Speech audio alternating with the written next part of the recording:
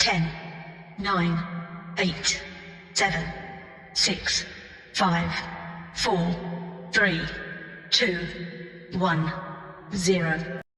This quiet dork is secretly a goated getaway driver, but when things go wrong and the bad guys want to clap his girl, he has to fight for his life. So this red car arrives in front of a bank, and we now see the faces of guys in the car one by one. All of the passengers look like thieves. The lady looks like she can steal my heart, so that counts too. But the driver just looks like a baby, and you won't believe this, but his name is Baby. Baby starts playing music on his iPod, and the rest of the guys get out of the car. They take their stuff from the trunk and head into the bank. While they're in the bank, Baby's having the performance of a lifetime in the car, but when a cop car flies by him, he's brought back to reality. He looks in the bank and can see his guys rounding off, so he knows it's about to be showtime. He's now getting himself ready as his guns run out of the bank and into the car. He does a quick reverse, then a sharp turn, and he's on his way. However, the police are on his tail, but he's doing a pretty good job at losing them. He now has about 5 police cars chasing him. It's like Vice City up in here, but Baby is playing it really cool, just swerving out of every danger. Then he gets to a point where he gets in the middle of 2 other red cars on the highway. A police chopper has eyes on him, but he goes under the bridge and quickly switches lanes with the car on the left. Of course, the chopper didn't catch that, so they still think he's the one in the middle. That's how they manage to escape. They dump the red car in a parking lot, quickly change clothes and cars, and the lady drives them off. Now we see Baby really enjoying his walk with his earphones on. This is how you walk when you've just had a big payout. But then again, I don't have a job, so how can I relate? He goes into a coffee shop, orders 4 coffees, and heads back to where the rest of the guys are just as the money is being shared. Doc is sharing the money while Griff asks if Baby is retarded. Rude. Doc says, the R word means slow. Was he slow? I mean, that needs no reply. Doc says he's a good kid, but a devil behind the wheel. Griff doesn't let it rest though. He's still on Baby's ass. That sounds wrong. Now the guys leave. Doc and Baby head to Doc's car. Doc takes just a wad of notes out of all the bands there and hands it to Baby. He says just one more job and Baby is done. You'll understand better soon. Now Baby's home. He takes the wad of cash and puts it in an underground compartment in the living room where there are more wads of cash. His foster father Joe, whose death, is sitting there watching, and Baby asks him if he's hungry. He says, always. Me too, Joe. Me too. Baby now goes to make him breakfast, and just then, Joe sees his son on the news as a robbery suspect. So when Baby brings the food, he asks him where he got the money from. Baby just says it's from work, and he promises he'll do just one more job and he's done. Joe tells Baby he doesn't belong in that world. I know, right? Later at night, Baby is bored, so he decides to make music from a conversation he recorded earlier. He uses the part where Doc said, the R word means slow. Was he slow? He does a pretty good job and he's proud of himself. So he sits back, listens to what he has done, then puts the tape in a bag where there are hundreds of other similar tapes. At least he knows what his next career is. He picks one of the tapes titled Mom, and it takes him back to the car crash which took the lives of both his parents. He decides against picking up the tape. He instead picks up his old iPod, looks at it for a bit, then picks up his phone and heads out. He's now sitting in a restaurant, Bo's Diner, when this lady who works there, Deborah, comes in singing a song with the lyrics, B-A-B-Y baby. He quickly records that part as he stares at her. He stares so much that he doesn't even notice her walking back towards him. She comes and asks him what he wants. She's really friendly. Too friendly. You might think she's flirting with you if you're not careful. While they're talking, the burner vibrates. She asks him what he does and he says he's a driver. She then says she's somehow jealous. That sometimes all she wants to do is head west on 20 in a car she can't afford with a plan she doesn't have. Just her music, and the road. Baby says he'd like that too. The cook now clears her throat loudly to break that off. Baby tells her she's so beautiful just before she leaves. This is love at first sight. Cannot relate. She's humming that same song as she's leaving. Baby asks her what that song is. Next thing we see, he's buying the record, then dancing to it at the house in front of his dad. Joe has not even seen the girl, but seeing how she makes Baby feel, he says he approves of her. But Doc breaks up the fun. There's a new job. Baby meets Doc at the new location, and he's introduced to the new crew. That's Eddie No-Nos, JD, and then Bats. The guys are asking why Baby is always listening to music, and Doc tells them he has tinnitus from an accident he had when he was a kid. That means his ears always ringing. Bats then goes over to Doc and asks him about Baby. Doc tells him Baby has been driving since he could see over the dashboard. He tells him some of the amazing stuff the boy has done, including stealing his own Mercedes. Now that's why Baby owes Doc. The next day, we see the crew in the car. They arrive at the target location, and somewhere by the corner, a man has his eyes on them. You can tell he's a little suspicious. Anyway, JD tosses the mask to Bats and Eddie while Baby starts his song. They go do their thing and get back in the truck. Easy peasy. But just as Baby starts driving off, that man who was suspicious tries to stop them. He runs his car to theirs and even shoots at them. He's probably ex-military because these revolvers and Glocks he's bringing out are some heavy stuff. But what he doesn't know is that this is Baby he's dealing with. Of course he gets away. It's not easy, but it's Baby. They're on the highway now and they find out that the military guy is still on their tail. Bats tries to shoot him, but Baby stops him by swerving off. The guy tries to do what Baby just did, but he quickly finds out that he doesn't have the sauce like Baby. He crashes so bad. Baby keeps driving and they get in traffic. So they all come down and go to steal the car at the front of the traffic. Bats doesn't care that the woman has a baby in there. He still commandeers the car. The light now turns green and they drive off. While they're in the car, JD mentions that he left his shotgun behind. Costly mistake. They get to a parking lot, switch cars, and split up. In no time, they arrive at the rendezvous location and Baby goes to get the coffee. He's not as jovial as the last time. He comes back to find out that JD has been made to go missing permanently. Next up, Baby and Doc take the bags to the car. Doc gives him a wad of cash and tells him he's all paid up now, but he has one last job to do, and that is to sunset the ride where JD's body is in. We quickly cut to the ride being squeezed and crushed, and all that is taking Baby back to his younger days. When he saw his mom performing, when she got him his first iPod, when he saw her being beaten up by his dad, and then the accident brings him back to the present. Wholesome. He just plays a song on his iPod, dumps his gloves, the burner, and leaves. He heads back to Bo's diner, and who's the first person he sees? Deborah. Deborah's colleague tells her she thinks Baby's mom used to work here. Deborah goes by his table and drops the coffee and starts a conversation with him. They talk about music basically, and boy can Debbie sing. She takes his recorder and sings into it. There's real chemistry between these two. Deborah just straight up asks her if his mom used to work here, and he says sometimes, but she was also a singer. She then asks what she does now, and he just says nothing. They say a few more irrelevant things, and then they leave. Off to the laundromat. She likes the song he played for her, and they get talking. He tells her about his tinnitus, and how he got it from an accident which took his parents' lives. She has a sad story too. Her mom is also late, and she looked after her for a while before she died. Anyway, they set up a proper date, and now we see Baby at home super happy. He tells Joe a little about Deborah. Then he drops the wad of cash from Doc and tells Joe he's done for real now. Joe now tells him to go get a job as a pizza delivery guy, cause wouldn't it be great to bring joy to people when he drives? Baby agrees and goes to get the job. The first customer he delivers to is surprised at how fast the pizza came. Well, let me introduce you to the Baby driver. He goes home, counts his money, and Joe makes a reference to Deborah not putting her life in danger. Next thing we see is Baby and Debbie on a date. You can tell they're having a good time until the waiter comes and tells them someone already took care of the bill. Who did? Doc. So Baby goes to Doc, and you guessed it, he wants him for another job. Baby first says no, but Doc tells him he'd break his legs and kill everyone he loves if he refuses. No chill. So Baby has no other option, but that changes his entire mood, and Deborah notices on the drive back home. She tries to get him to talk, but he can't really tell her what's going on, can he? But if the lips can't talk, there's surely one other thing they can always do. Aha! Anyway, they make plans for tomorrow. Next day, Doc comes to pick him up and they drive to the post office. The job is happening tomorrow, but he needs Baby to go in there today to get information about the place. The number of customers, employees, security cameras, if the security guard is armed, you know, all that stuff. Doc tells him to go in with his nephew, Sam, because it's less suspicious. But the little boy is important for more than just erasing suspicion. While Baby is still struggling with taking note of everything, Sam gives him all the information that's required. So Baby just gets some stamps and goes. They head back to the car and he relays the information to Doc, after which he takes Baby back home. Baby heads upstairs and calls Deborah. He has to see Doc tonight, so their plans are cancelled. She says she thought he stopped driving and he said he thought he did too. This is not what he wants. She then asks him what he wants and he says, I want to head west on 20 in a car we can't afford, with a plan we don't have. Keep driving and never stop. He asks her if she's in. She says she is. So he says, see you soon, and hangs up. He shows up for the job and the new crew's a mix of the old ones. Bats and then Buddy and Darling. It seems those two are part of one package. They do some small talk and then Buddy heads over to Baby and they're bonding over, yes, you guessed it, music and fast cars. They're listening to a song together and somehow that seems to annoy Bats, who thinks you don't need music to drive. Just drive. Anyway, Doc comes and breaks up the conversation as he begins to read out the plans to hit the post office, as well as the tools they'll be needing. Tonight they pick up their guns, and after that, they'll all be spending the night here. And they're off. Bats asks Baby to pull over because he wants to be. He does. Bats gets off and the lovebirds are at it again. As they're hanging out, Darling tells Buddy she wants him to clap Bats after the job, because he looked at her funny. Oh wow. Anyway, Bats comes back and they leave. They head straight to the pickup location. This little man dressed in all white removes a cloth and Viola. All sorts of firearms, grenades too. If you thought this was going to be a simple purchase, think again, because things very soon light up. Bats takes the first shot and it soon turns into a full-blown shootout. Baby very nearly gets clapped, but Bats comes and saves him. They finish off the other guys, but Darling gets a bullet to the hand. Darling and Buddy are yelling at Bats now, but he explains that he starts shooting because he noticed APD written on one of the boxes, and clocked that the guys were cops. While they're still yelling at each other, one of the guys stands up and tries to drive off, but Bats, Buddy, and Darling stop him in his tracks. They head off in a different car from the one they came in. Bats throws a grenade in the car that guy just tried to escape in, and they hit the highway. As Baby's driving, Bats tells him to stop at Bo's diner because he's hungry. Baby says no. Bats can't fathom being told no, so he yells and Baby stops the car. Baby says he doesn't want to go in there and we all know why, but he can't tell Bats the real reason, so he says it's because the place sucks. But Bats knows it's more than that, so insists they all go in. Deborah is on duty. Baby has a straight face and Deborah already knows something's off. The mean-looking men behind him don't help matters at all. They get a seat and Deborah comes to get their orders. Deborah and Baby exchange looks and she leaves. Bats seems to have Buddy all figured out. He tells him he can tell he used to be a stockbroker and then got caught crazy in debt, which drove him into the world of crime. It seems he's right, because see that look on Buddy's face? Darling calms Buddy down and tells Bats that he thinks he knows them, but he actually doesn't. He tells him he doesn't want to see Buddy mad. She says, when he sees red, you won't see nothing but black. Kind of a banger line. Bats just claps sarcastically in response to that. Just then, Deborah comes with the drinks, and as she leaves, Bats asks Baby if he knows her. He denies her like Peter did Jesus, and Bats takes out his gun to go clap her. Baby holds it. Bats says okay, tells him to tip the nice lady, then leaves. Buddy and Darling follow. I thought this guy said he was hungry. Baby goes to tip Deborah and he slides in a napkin. She opens it and it says road trip 2 a.m. Oh, he plans to ditch Doc now? This won't end well. Anyway, the crew heads back to base, and the first thing Doc says is that he didn't hear hear the word bananas. Normally when a deal is done with his clients, they call him, say the word bananas, and hang up. But he didn't hear bananas tonight. So he's going bananas. Bazinga. Bat says his clients were cops. Duck says he knows. They were his cops. So Bat lies that they fired first, and Buddy covers up for him. But that's not enough for Duck. He calls off the job and tells them to get out of town. But Bat says he's not running. He says they should drive into the storm. Duck then asks who's going to fence the money order since he shot the fence. Bat says Buddy has a guy. Buddy says yes he does. But Doc wants to hear from Baby. He says it's his call. Baby's vote is yes. He walks off. Buddy looks at him suspiciously. Baby is now replaying the just concluded conversation on his recorder. Then he starts picturing himself with Deborah. He snaps back to reality at about a minute to 2 a.m. and now he tries to sneak out. But not so fast, of course. He finds Buddy standing waiting for him. Buddy asks him where he's going. Baby says coffee. Not a smart answer. Buddy is now telling Baby that if he's just in this for the buzz, if driving is just an escape for him, then he better leave and not come back. Sounds like a brilliant suggestion. Thanks, boss. But here comes Bats to ruin everything. He's with Baby's little recorder and he's asking him why he was recording them. He has a revolver pointed to his face now, and he's asking him if he's a cop. Baby, who has already seen how Bats treats cops, is shaking now. He explains that he only records stuff because he likes to make music out of them. They ask him to play one of his recordings then, but he tells them they're all at home. So they knock him out cold and go get all of his recordings. By the time he wakes up, he's in front of the entire crew and his tapes are thrown out on the table. Doc is asking Baby to explain, but the only thing on his mind is Joe. He asks what they did to him and Bats just comes out on Joe's wheelchair. That's not a good sign. Now he puts in a tape and it's the "was he slow" one. Darling likes it. Doc then picks out the one named Deborah and Darling figures that's the girl from the diner. Bats now asks why he said he didn't know her, and Buddy asks if he has been talking about them to Deborah. Trouble. Doc is fed up. He says take this fool back to his shithole. I'll find another driver for tomorrow. And Baby gets up and says no, you're not getting a new driver. I've been on every job since we met. I'm your driver tomorrow. I'm driving. Doc loves the energy, so Baby's back on the job. Meanwhile, Deborah's sitting at the diner waiting endlessly. Poor girl. The next day, the crew hit the road. It's a little cloudy. They get to the post office and Buddy and Darling drop off at the entrance, while Baby and Bats go round back where Bats drops off. While he's waiting in the car, Baby sees a woman approaching the post office. She waves at him and he shakes his head at her. She turns and returns with a police officer. While he's at the door of the car, the guys come out and Bats claps the cop. Then they get in the car, but Baby doesn't move. Bats is yelling at him to drive, but he's just staring. Bats says he'll shoot him if he doesn't move in 3. So Baby just puts his foot on the gas and runs into the truck ahead of them, which had a rod poking out. The rod runs straight into Bats' chest, and that's good night. Baby, Buddy, and Darling quickly get out, and before they know it, cops are everywhere. Buddy and Darling shoot for a bit before they join Baby and run. The cops are chasing. Apparently Baby is not just fast behind the wheels, he's also really fast on his feet. Look how much ground he's covering. He runs into a mall, gets a change of clothes, and tries to walk off like normal. But that doesn't do him much good as the cops still spot him and continue chasing. He's running like he stole something. Oh wait, he did steal something. Or at least he helped other people steal something. He gets out to the parking lot and manages to break into a car. Okay, this is where you have really lost him. You should have never let him get in a vehicle. But wait a minute, this is not exactly superhero mode as Baby crashes into a truck before he even gets out of the parking lot. Guess who's in the truck? Darling and Buddy. They get out of the truck and try to get into Baby's car, but the cops are already well positioned for a shootout. They clap Darling, and that brings out the beast in Buddy. He's shooting at everyone now, including Baby. Baby tries to drive off, but that doesn't work. So he takes the bag of money, which Darling dropped in the car and runs off. He tries to pick his iPod, but Buddy shoots the poor thing. Baby now stops an old lady and takes her car, but he doesn't just drive off. Now that his iPod is gone, he has to find the right song on the radio before he can drive. That takes a few seconds, but he does find it. He turns, tosses her back to her, and drives home. He gets home and finds Joe on the floor. The entire house is scattered. He grabs his wads of cash, stuffs them in Joe's jacket, then puts a call through to Bo's diner. The cook picks up, so he just tells him to tell her that Baby's coming. He hangs up, picks his iPod, he has a lot of these obviously, and carries Joe down to the car. He uses another car though, not the one he came in. He drives Joe to an old people's home, records a message telling the listener all about Joe. Joe asks Baby if he'll come back, and he says he doesn't know. Again, Joe tells him to take care of Deborah, and just then, a chopper from the Atlanta Police Department shows up with its very bright lights, but Baby disappears right in time. We now see him arriving at Bo's diner. Baby's here for his baby, but Buddy is here for him. Just then, the faces of Darling and Bats are shown on the TV as the robbers who are confirmed dead. Buddy says a few things about Darling, and then picks up his pistol and points it at Deborah. He asks Baby if he loves her, and he says yes. Buddy says that's too bad. A cop car arrives outside, but the cops just want to use the bathroom. Buddy motions to Baby to come sit beside him. He takes one of his buds and vibes to the song Baby is listening to, but only for a few moments. He takes off the earphones and tells Baby the song is over, but he'll still have to face the music. Okay, that's a good line. After he says that, Deborah's colleague comes out and asks how they're doing. As Buddy turns to reply, Baby shoots him in the chest. Pandemonium everywhere. Baby grabs Deborah and escapes through the back door, while the cop in the car runs into the restaurant. Baby tells Deborah he has to go, but Deborah says she's coming with him. So they disappear together. Meanwhile, Buddy's not going down alone. He takes the cop with him. Baby goes to a payphone, calls Doc, tells him he needs his help, but Doc just hangs up. Deborah says they need to leave, but Baby says he just needs one thing first. Then it would be just them, music, and the road. She says they don't even have a car, and just as she says that, a sweet red Mustang pulls up. Baby goes and commandeers the car. He and Deborah get in and they drive off. They get to a parking lot and stop. Deborah has her heart in her mouth. Baby goes up to meet Doc. He tells him he needs those tapes. Doc says he isn't giving them to him. Baby says he has the money orders in the bag he's holding, and he'll trade the bag for just one of the tapes. Doc still says no. When he sees Deborah come in, that seems to change his mind. He allows Baby to get the tapes. Doc is a romantic, I see. He even follows them to the elevator and tells them to skip down. He gives them a bag of money and says that should be enough. Why is he being so kind, you ask? Because he was in love once. As the elevator door opens, they see 3 men shooting at them. Doc tells them to run while he takes care of them. Doc gets shot though, so Baby and Deborah stop to see if he's okay. He turns to them and says, I thought I told you to run. A cop car now arrives and Doc tells them to leave. He'll deal with the cops. But that's not the cops. It's Buddy. This guy has really survived everything. Now remember that song Buddy and Baby bonded over that other time? Buddy plays it from the car and puts it at the highest volume. He tells Baby it's his killer track. Doc starts shooting at him, but Buddy easily runs him over. He slams into another car, then reverses and completely crushes Doc's body. Baby quickly uses that opportunity to pick a car key from the floor. He then takes the gun from his pocket and points it at Buddy, who's revving his car. He shoots, but doesn't really get Buddy, so he jumps on the car and then over it, as Buddy slams into the wall. Baby and Deborah now get into a car and both cars are now doing a head-to-head race. Baby is reversing while Buddy is going forward facing him. Baby manages to get Buddy to slam into another car. Then he takes off his seatbelt and tells Deborah, we're getting out. We have to end this. By the time Buddy has gotten himself back, Baby and Deborah have left the car. He sees the car, but he doesn't see them. He's driving around calling out for Baby. Then he sees Deborah standing alone and she just says, now. Out of nowhere, Baby shows up in a truck and drives into Buddy's car, pushing it over the railing. But Buddy gets out just in time. Still doesn't die. Baby comes out of the car and looks at the cop car burning downstairs. Then from nowhere, Buddy comes out and tells him he did good, but he took away something that he loves, so he has to do the same. Of course you know what that means. But before taking Deborah, Buddy decides to take out Baby's hearing first. He shoots so close to Baby's ears, and Baby is holding his ears and writhing in pain on the floor. But before Buddy goes to attend to Deborah, she grabs a rod from the car and starts hitting him with it. That's enough distraction for Baby to pick a revolver and clap Buddy with it. He shoots at him, and Buddy finally dies. He falls and lands right on the burning car, and the thing just explodes. Next thing we see, it's morning and Deborah is driving with Baby in the front seat. He's only just waking up. Debbie is playing with his mom's tape, and it seems like it's going to be happily ever after. But they get to a bridge which is blocked by cops. Deborah tries to do a quick reverse, but Baby hits the brakes. He tells her she doesn't belong in this world, takes out the key, and goes out with his hands in the air. The cops come and take him in. Next, we see him being transported to jail, and we hear Deborah talking about him in court. After her, we see the old lady whose car he stole but returned her purse. Then the other lady who he signaled not to go in. Then finally Joe. My law knowledge is not so good, but I think they're all acting as character witnesses. Anyway, the judge sentences him to 25 years in prison, subject to parole hearing after 5 years served. So I guess it's not that bad. We see Baby receiving a letter from Deborah in prison. It's pictures and some really sweet words. She says she can't wait for the day when it's just the two of them, music and the road. Fast forward a bit, and it seems his dream is finally coming true. Moral of the story? Love at first sight is the least believable part of this movie.